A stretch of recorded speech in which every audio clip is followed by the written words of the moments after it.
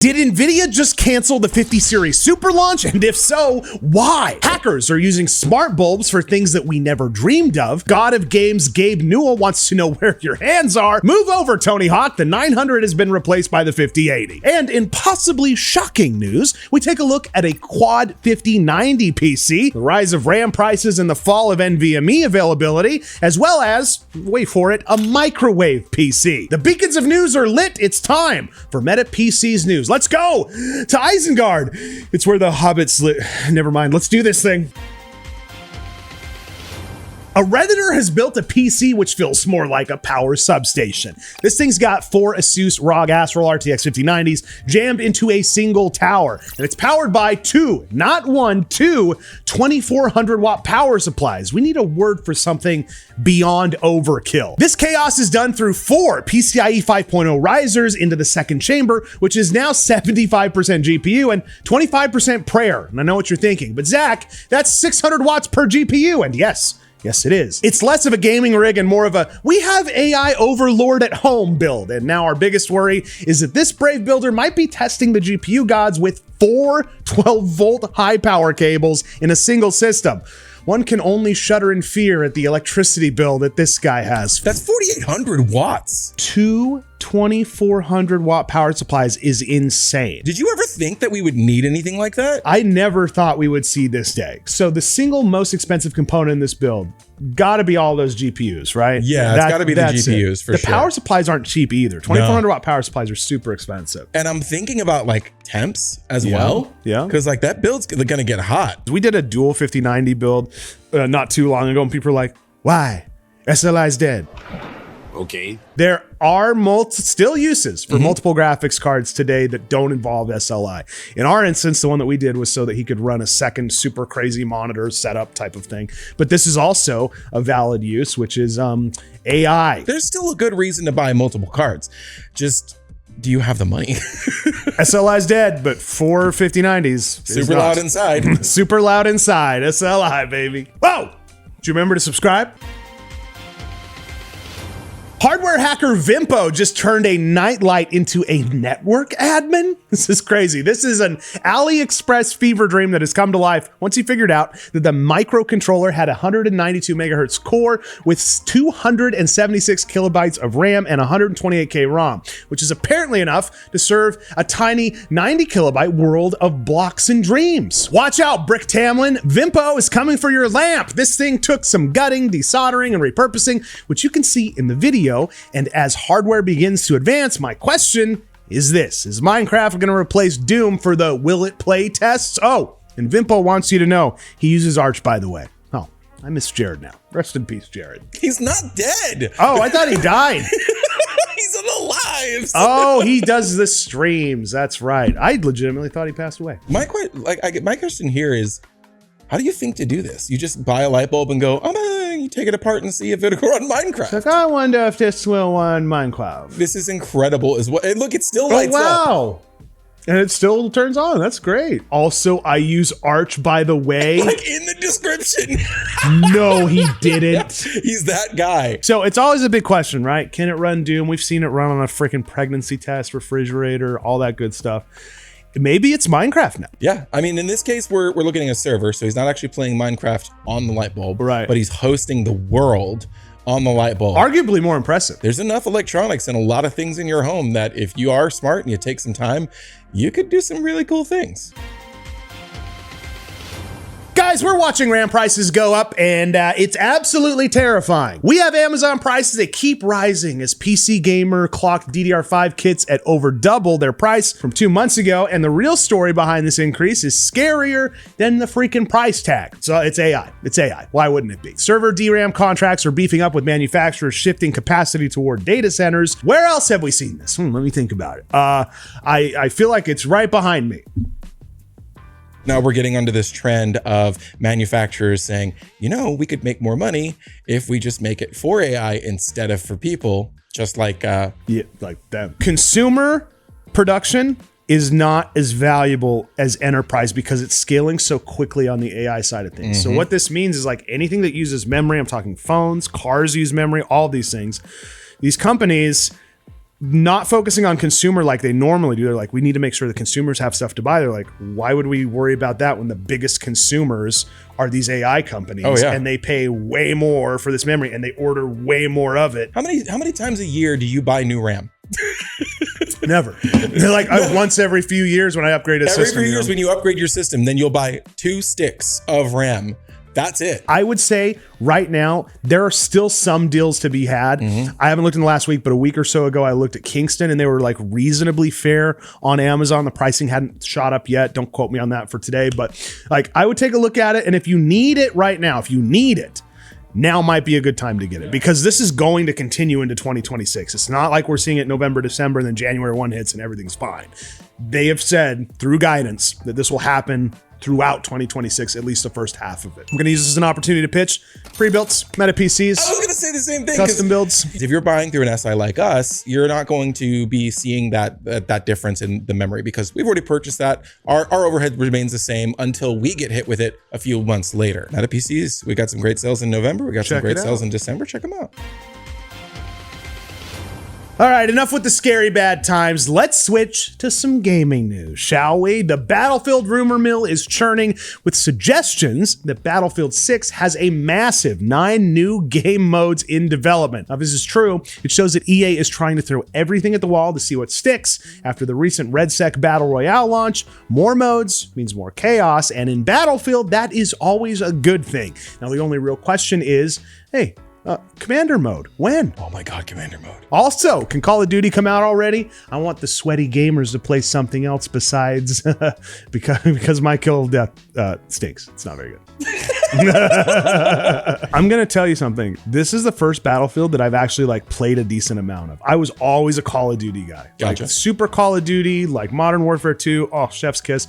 But then I think a lot of people got kind of disenfranchised and maybe fell off the wagon. This Battlefield 6 has been so much fun. I'm not good at it, but I'm having fun. I get to drive especially tanks. With friends. I think one of the things that Battlefield does great is it allows for teamwork. It sucks to play alone, but if you get in a group with some friends, you get in a squad together, you're actually playing the objective. It's fun because you're doing something. You're not just racking up kills. In Call of Duty, you're a one-man soldier, which is fine. But in Battlefield, you get to play with friends, have that shared victory, and just love everything about it. The thing I worry about with getting 9 new game modes is this going to spread the player base too wide? That's a fair question. We're already starting to see some issues of having to wait a little bit before a match gets starts because they need to fill 64 people up. Yeah, this is interesting. I think as long as they focus on the core of what makes Battlefield Battlefield, it should be okay. I'm so curious about what these game modes are going to be, though.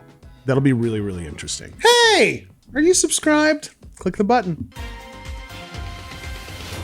Ruin perfectly good hardware for reviews. King Signal RGB took a break from the sawzalls and hammers and installed a full gaming PC inside of a squeaking microwave. Now the door is a monitor, the fan is in the back, and it looks absolutely fantastically stupid. Look, I'm happy to not open Instagram and see another component be old yellered on their channel, but is there anything that Signal RGB won't do for attention? Because if the answer is no, and they want to collab, let's just say, I've got some ideas. It is actually pretty cool. I saw this and I was like, hey, that's kind of neat. And then I saw that it was Signal RGB and I'm just like of course. Of course. Of course it's Signal RGB. Okay, so what they did, they put a Steam Deck Yeah. for the actual touch controls. Smart. And then they made it to where it's like, 1, 2, 3. So it looks like it's a control for it, but that's actually a Steam Deck. Yeah. Sorry, a Stream Deck, not a Steam Deck. Oop, you got the bass kicking in. Oh, dude, iMovie Supreme. Let's go. The bass is kicking in. Did they make a microwave trap remix? Yeah. What are the thermal challenges of building a PC in a closed metal box like a microwave? The air can't get out, typically. Is this a health code violation? Yeah. Yes, it is. But it's pretty cool. Do we know the specs on this? We've got an Intel Core 5 225, 48 gigs of Patriot Viper Extreme DDR5, a 2 terabyte Patriot NVMe. drive. Look at Shannon doing work on those Patriot parts. Good job, Shannon. Compact. Looks like the MOG Z8901 Edge TI motherboard. What are we at? 5060 Ti graphics card. Okay, this is a solid little build. And they are giving it away. So, I mean, it's fun because The fact is they wanted views, they wanted attention, and we gave it to them. Yeah, and they got it. I think it's cool, man. I do think it's cool. And now they're going to blow it up later. They're gonna take put a fork in it and turn it on. They're gonna put a fork in it, turn it on, and blow it up on Instagram. It's gonna be a reel where they blow up the microwave. Omar, blow up the microwave. I just signal RGB'd the signal RGB microwave. Look, it blew up. Hey, where'd Phil go? Subscribe. Right there. No, Phil, no, we're not done with mods. The next two, you know what? I'm genuinely excited about these. You know what, Phil?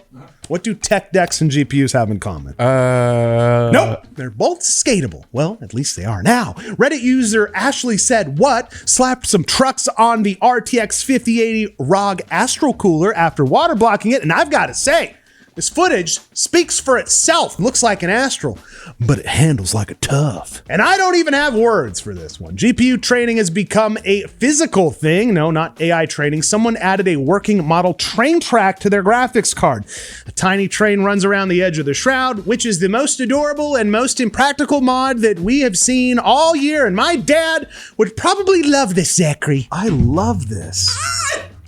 It's so fun. Wow. Isn't that fun? Oh my God. It looks like a 3D printed bracket. And then I'm guessing they found some tiny train online. I don't know if they made this, but that's fun right there. Wow. You really want to rizz with the tism. Do you remember as a kid, those tiny skateboards? Yeah. Well, yeah, they had like the little plastic ones that were like this big. Yeah. Like that's what it's that, but it's a ROG Astral. Yeah, that is insane. Handles like a tough. Build a Seuss tough. Oh, wait. I'm supposed to remind you to hit subscribe now. If Lifetime made movies about components, this would be the holiday tearjerker. This is a veteran GeForce 9800 GT. This card is from the dawn of modern PC gaming. It was rescued after spending 10 years in a smoke-filled room, and it was gummed up with tar. It was smelly and barely functional, but a compassionate technician gave it the ultimate second chance. He cleaned the entire GPU, replaced the thermal paste, and brought it back to life. And the best part, it can still run Crysis. That's right, the original Crysis. This is quite a testament to the durability of classic hardware. Not only did it survive a decade of nicotine and tar, but it still has enough power to run the most demanding game of its era. Long live the 9800 GT. Thank you for your cervix. That's disgusting. This looks like, you know, when you're swiping through TikTok and then you get on that algorithm that's like soldiers coming home and stuff. And then you have that one dog that's matted up and they clean it up and it's all like scared. That's how I see this card. Yeah, this is a matted up scared dog. That's what it is. Of a card. Madness 727 pulled it apart, looked at it and said, I got to fix this.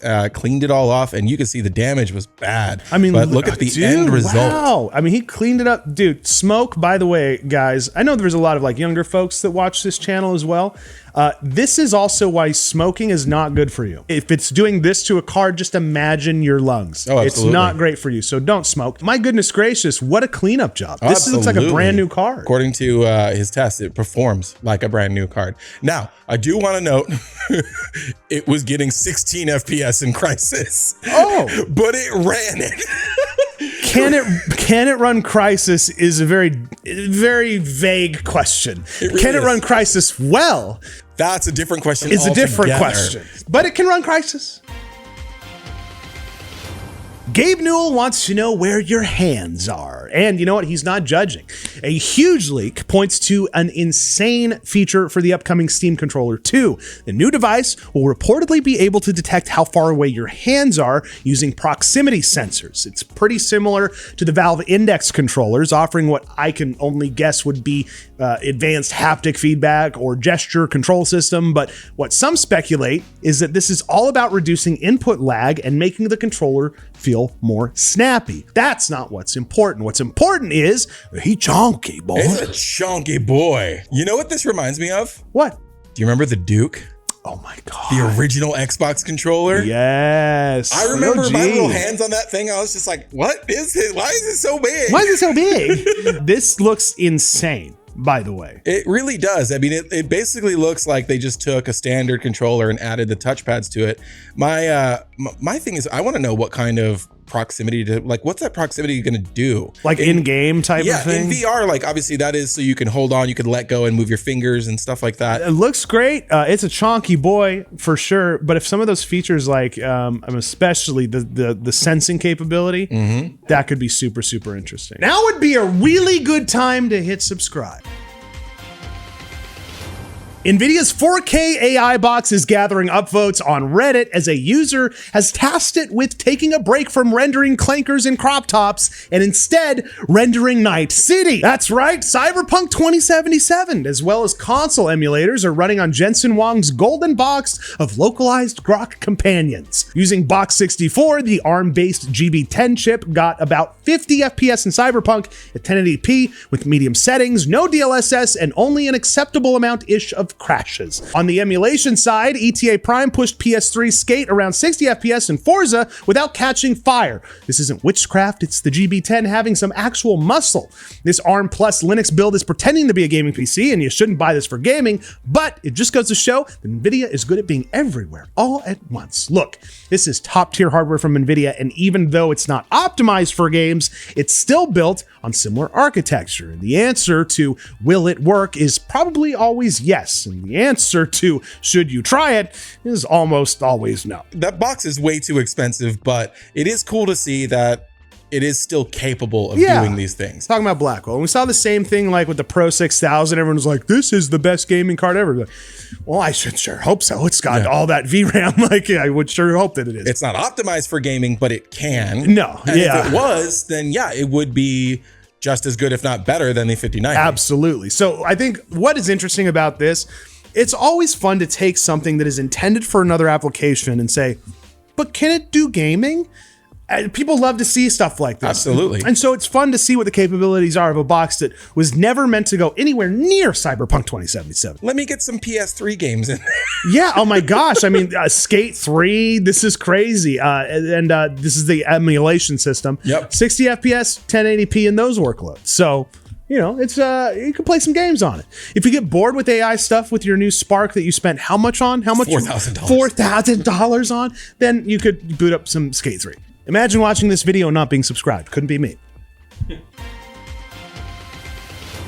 And now, let's get into some news that your wallet has been dreading all year. The RTX 50 Super Series might be dead on arrival. Rumors are swirling that Nvidia's board partners, the companies that actually make the GPUs, still haven't received the final tech specs for the highly anticipated RTX 50 Super Series. This late spec delivery suggests one of two things. Either Nvidia is pushing the launch deeper into 2026, or the entire refresh is facing a cancellation. So why? Well, it's probably a mix of high demand for AI chips, which use the same manufacturing resources, and a desire to focus entirely on the next-gen Rubin-powered RTX 60 series. You've got a bunch of PC builders, ourselves included. We've been waiting for the Super series to drop. If the Super cards are canceled, it means that you're either buying the currently available base 50 series or waiting over a year for the 60 series. Now, if you're waiting, you're going to be on that wafer watch list with the rest of us. So buckle up. We are seeing Mega Size GPU reveal that the series isn't canceled, but it is postponed from Q1 to Q3. Still not ideal, but the slap in the face of a total cancellation would be like a little unprecedented on the Nvidia side of things, where they're literally like by consumers, you know? GeForce made Nvidia. That's where Nvidia started, and straying so far away from the target demographic that grew your company to the place that it is now, it's kind of disrespectful. Now, I will say on the positive, there's a couple things to keep in mind before we get upset. Maybe this isn't totally canceled, so that's a plus, right? Also, to go into the Super Series with the higher RAM prices and memory prices, you're gonna get a card that you're not gonna be happy with the MSRP on. And if you're already unhappy with the MSRP, you're really gonna be unhappy if the Super Series comes out while we're dealing with a lot of these shortages and things like that. One thing to keep in mind too is like a lot of the leaks we were getting on VRAM and stuff, I was pretty excited about. Oh, absolutely. Like 24 gigabyte cards, I'm like, okay, this is actually pretty cool. I mean, it really depends what happens. We'll see when they drop, and we'll see what happens with memory prices. But man, This is sure getting interesting. A full cancellation would suck. One thing we do know, and we see this on videocards.com, we see this on WCCF Tech, is that we are starting to see a shortage of 3 gigabyte GDDR7 memory modules. We've been seeing this all over the place. Things are getting allocated to AI. And with this getting pushed back to Q3, what I'm scared about is that not only was it already going to be more expensive in Q1, but if this trend continues, it's going to be even more expensive in Q3. Yeah, it's going to be interesting, man. I mean, this is becoming a more and more expensive hobby to have. It really is. Yeah. You know, you can build a decent budget PC, but when you have core components like memory and stuff starting to rise, who knows where it's going to settle in a couple months. I do worry about what budget builders will be looking at and the decisions that they'll have to make. And do I get a PC or do I get a console? And that's like not what we need in our industry. We want more people to gravitate towards PC and see the difference. Absolutely. You know, it really does suck, especially as an SI who creates amazing PCs. It sucks to see that this divide is happening in components. Like, come on, guys. Stop. It's getting weird out there. I'm curious what you guys think is going to happen with the 50 Super series. Let me know some of your conjecture thoughts down below. And also important, if you're looking at upgrading your PC, have you been looking at RAM prices? Are you looking at doing that this year? Let me know where you sit in the comments down below.